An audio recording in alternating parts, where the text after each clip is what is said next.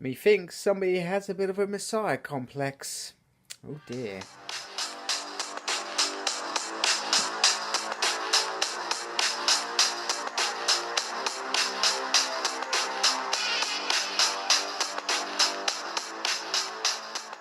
Alright, welcome to a Smurp video, and today we are looking at Uncanny X-Men issue 4. And obviously X-Men Disassembled part 4. Now on my cover you have X-Man, and he is coming down like he is God. He's growing a beard and everything. I like how there's white there, brown there, white there, brown there. It kind of looks cool. And he's got a tattoo as well. That's how committed he is to, well, he's not committed to the X-Men cause, but maybe the X-Man cause. Okay, so last issue we saw the mansion blew up, and this is the result. And they think everything's all over, so pretty much they leave. Luckily for our X-Men, it is not over. Armor has created her big armor creature, and Jean Grey and Psylocke have created the illusion that they're dead and they're being called home. But by whom? It's pretty obvious. It's X-Man. And he's happy that his new peaceful horsemen have come back and succeeded. And he's talking about his phases. Meanwhile, Key's like, what phase were we? So when he captures Kitty and I guess the Senator, he wants them because he wants them to be perhaps, I don't know, they have something to say. She's going to be the voice of mutants. He's going to be the voice of humans. And he keeps Apocalypse around for the reminder of what could happen if Age of Apocalypse happens. So, pretty interesting. And pretty much Apocalypse says to Kitty Pryde, he's that powerful. He has Magneto on a leash. Nobody has Magneto on a leash. So, X-Man is doing something pretty damn powerful. So, pretty much he sends out a message to the world, Avengers, everybody, of he is coming, and basically if you're done wrong, I'm gonna come for you. That makes sense. And you got Jean going, oh nah. This is what I read this in a recent review for Shoot the Breeze Comics. He's doing what Nathan Dayspring Summers would have done. Do you remember when he built Providence? If he had all the power that he was meant to have, this is what would have happened ultimately. So Nat Grey is clearly doing that, but where is he? What's motivating? What's changed for him? That's what I want to know. Meanwhile, the X-Men are obviously observing,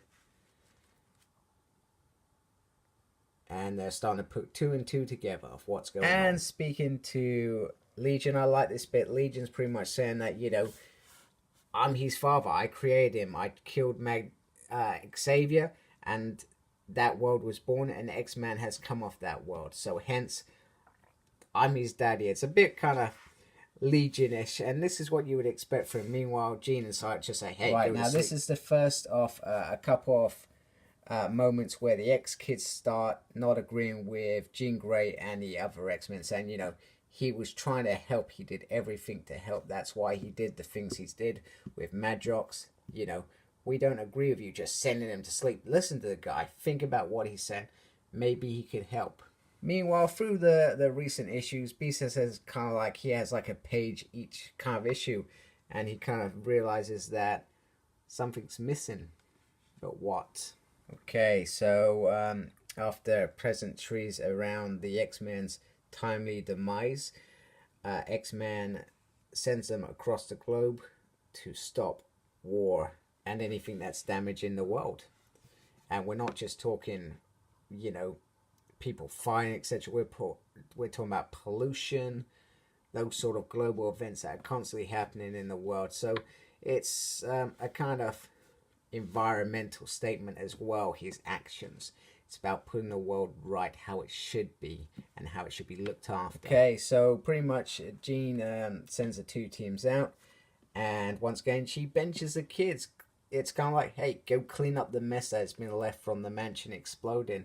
And, you know, once again, Fiasco doesn't agree, and they start arguing, and basically Jean says, stop behaving like children. And, you know, it's kind of like a parent-kid conversation. I probably have lots of these with my daughter. I'm right, you're wrong, go tidy your room. So Storm's team end up in a war-torn world, except that all their weapons have been taken. X-Man clearly loves himself. Peace out, man. Peace. Sorry, peace this way. Not the other way. It looks like I'm swearing at you, which I'm not. And even though they haven't got weapons, they still decide that they can fight each other. And the X-Men are caught in the crossfire. And it takes, pretty much that's where the end of that scene goes, with Storm almost electrocuting that dude. God, get some aim there, Storm. Meanwhile, we're starting to see another team forming. The X-Kids speaking to Legion, and perhaps they're thinking, hey, Legion's kind of right in what he's doing. He may not have the best methods, and then they start discussing it. And they put it all to a vote, and I know it's the last person to vote. So this is the attack on an oil rig to, you know, stop them from taking these resources and damaging the planet that way. And there's a random shot there. I'm not sure where that came from, but it's there.